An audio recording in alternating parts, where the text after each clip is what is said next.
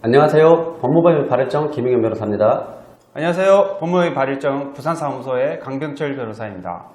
요즘 저희 의뢰인 중에 또는 제 지인 중에 건설하시는 분이 많으시거든요. 네. 근데 강 변호사는 주변 그런 것 같더라고요. 네, 맞습니다. 시행도 하시는 분도 네. 많은데 요즘 건설 경기가 네. 엄청나게 어렵다고 네. 얘기를 많이 하세요. 네. 그리고 그래서 지금 현재 뭐 아주 중견기업 정도 되는 업체도 지금 도산될 위험에 있다. 네. 이렇게 이제 얘기를 하는데 지금 우리 도산 전문이신 이제 김용희 변호사님한테 혹시 건설 관련돼서 네. 상담이 많이 오지 않나요? 제가 요즘에 최근 상담 오는 것은 네. 전반적으로 경기가 안 좋으니까 네. 요즘 최근 받는 게 또 뭐가 있냐면 그 요즘에 후쿠시마 원전에서 방사능 네. 오염수 방류한다니까 네. 그 어민들이 어업 활동이 위축이 돼서 네. 그 어망 제조업체가 좀 큰 타격이 있는 거예요. 어망 제조업체요? 네. 근데 거기서도 좀 회생한다고 문의가 오고 또 회생회사 또 M&A 또 예. 이런 문의도 또 상당히 많이 와요. 그리고 예. 최근에는 그 인구도 또 많이 감소되고 그래서 그러는지 그 강남 쪽 학원. 예, 아. 학원도 회생을 하겠다고 또 연락도 많이 와요. 근데 그 중에서 최근 많이 오는 것이 건설업 쪽이, 예, 건설 쪽이 제일 많이 와요. 예, 특히 제가 건설 쪽 업쪽 회생 파산도 하고 있지만은 예. 일을 하다 보니까 이게 네. 건설 경기가 안 좋고 미분양 물량이 쌓이잖아요. 네. 그럼 건설업이 제일 첫 번째 타격이고 네. 두 번째가 그 미분양으로 인해서 사람들이 이사 수요가 감소하잖아요. 네. 그러니까 인테리어를 안 해요. 인테리어 안 하니까 또 조명회사 아유. 타격 입죠. 또 그다음에 가구회사 타격 입죠. 또 벽지 이런 쪽 타격 입죠. 해서 이 건설 경기가 위축되니까 그 파급력이 엄청나게 많이 이게 번지는 것 같습니다. 예. 그래서 그러면 이제 그 건설과 관련되는 업종에 특히 뭐 최근에 기억나시는 뭐 회생 상담이나 파산 상담이 있으신가요? 제가는 건설 회사들 이렇게 상담을 많이 해보면 가급적이면 저는 회생을 좀 권유를 해요. 왜 그러냐면 어떻게든지 이게 회사를 살리는 게 그렇죠. 매출이 있으면 그렇죠. 되는 거 아니에요? 살리는 게 이해관계는 다 좋지 않습니까? 네. 당장 파산보다는. 그래서 그렇죠. 어떻게든지 회생을 하려고 이렇게 보관을 많이 짜요. 근데 현실적으로 건설회사는 회생이 이게 많이 연구를 하는데 이게 쉽지가 않은 부분이 있어요. 그러니까 왜 그러냐면 건설업체 같은 경우는 건설 현장도 많고 어떻게 보면 건설 현장 하나하나가 하나하나의 회사라고 볼 수 있으면 돼요. 맞죠. 너무 복잡해요. 복잡할 뿐더러 그 다음에 회생하는 기본 전제 조건이 매출이 유지가 되고 매출이 발생되는데 어차피 있었던 현장에 대해서 잔여공사가 있으니까 매출은 좀 계속 발생된다고 볼 수 있지만 신규 매출이 안 되는 거예요. 이제 회생에 들어가면 이제 회생하는 이제 그 업체에다가 이제 안 맡긴다는 거죠. 그렇죠. 그러니까 대부분 뭐 입찰도 불가능하겠죠. 자기가 시행한다고 해도 뭐 PF 대출도 안 되겠죠. 그러니까 거의 신규 매출이 불가능하고 옛날 구매출, 구매출로 사업을 유지해야 되는데 그 사업 구매출로라는 것은 한 1년이면 다 끝나지 않습니까? 그럼 1년 후에는 어떻게 할 것이냐. 여기서 막히는 거죠. 그래서 결국에는 파산 쪽으로 고민해볼 수밖에 없고 파산 쪽으로 하는 회사도 꽤 있습니다. 근데 제가 보면은 또 이 작은 회사 같은 경우는 파산하는데 큰 부담은 없어요. 근데 큰 회사가 문제예요. 큰 회사는 각종 현장, 예컨대 10개 현장 있으면 10개 현장이 하나의 회사라고 보면 돼요. 그렇죠. 그러니까 그 하나의 현장을 다 이렇게 정리를 해야 되거든요. 근데 법률 관계가 너무 복잡하고 하니까 그 파산 절차에서도 파산 관제니 까 정리가 쉽지가 않아요. 그러니까 뭐 쉽게 말해서 살아있는 것을 죽이는 건 어려워요. 이미 죽어서 영업이 정지된 해서 파산 자체를 거쳐서 뭐 환가하고 배당하고 이런 절차는 쉬운데 살아있는 것을 영업을 정지시켜서 뭐 죽인다? 이건 상당히 어려운 일이에요. 왜냐면 그 파산 관제인은 대부분 변호사가 하는데 그 파산 관제인들이 건설업을 잘 모르잖아요. 건설업 특징을. 그러니까 해고, 그 근로자 해고도 어떤 절차를 거쳐 어떻게 해고하는지부터 그 다음에 폐업, 그 다음에 그 건설 공제조합이라든지 뭐 엔지니어 공제조합 이런 공제조합과의 관계 이런 문제를 변호사 혼자 다 파악을 해가지고 정리하는 건 거의 불가능한 일이에요. 그래서 저도 곰곰이 고민하다가 요즘에는 어떤 전략을 좀 쓰냐면 우선은 회생 신청을 하자.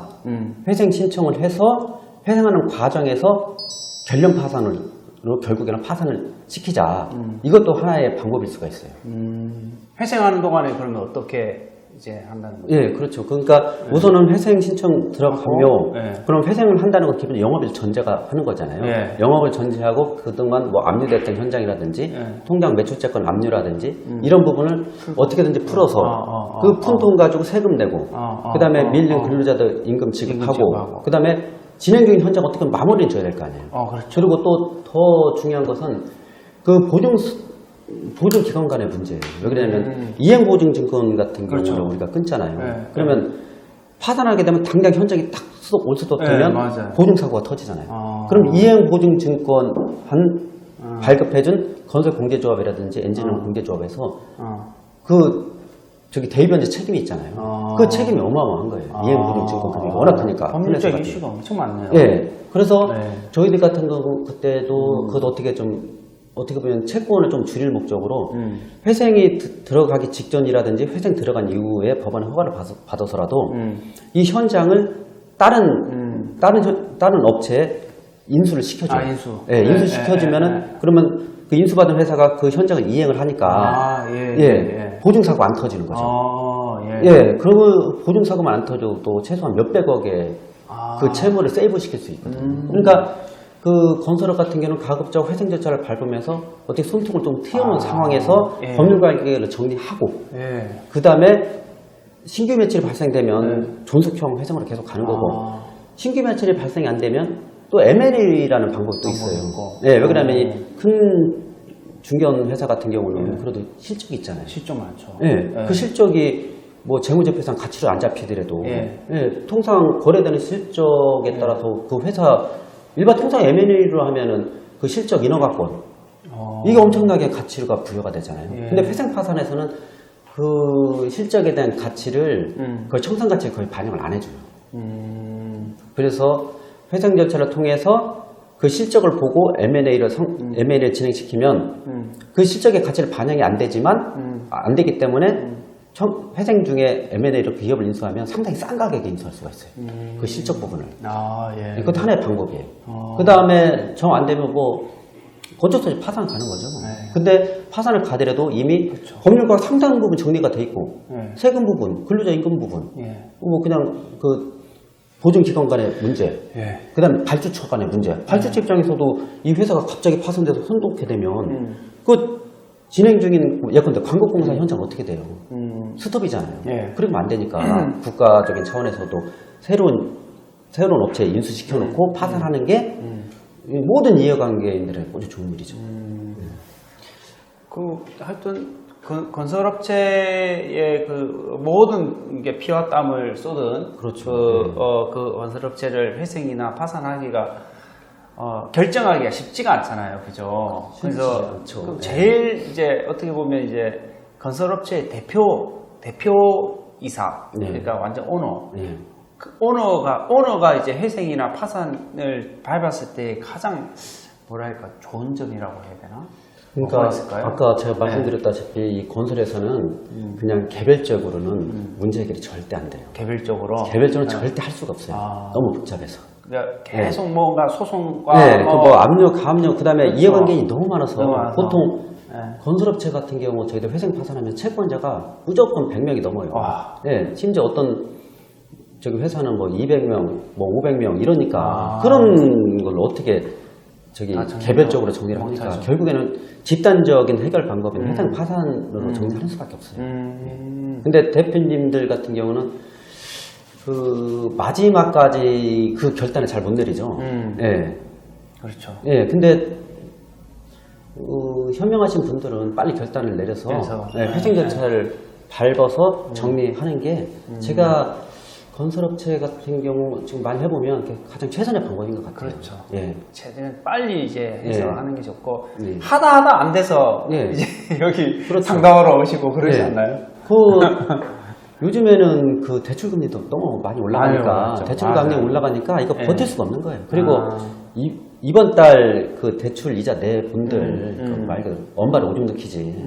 그게 무슨 효과가 있겠어요? 예. 건설경기 하루 빨리 풀려가지고 예. 다 그러니까요. 다 이제 예. 잘 경기가 다 좋아져가지고 그러니까 저는 예전에 나라에서 왜 이렇게 건설 경기에 신경 쓰는지 잘 몰랐는데 이 일을 해보니까 맞아요. 예, 건설 업계 이로 인해 가지고 뭐 낙수 효과라고 하나요? 예, 엄청난 업체들이 그렇죠. 이쪽에 예, 하니까 나라 입장에서는 그 건설 경기에 대해서 엄청나게 민감할 수밖에 없겠더라고요.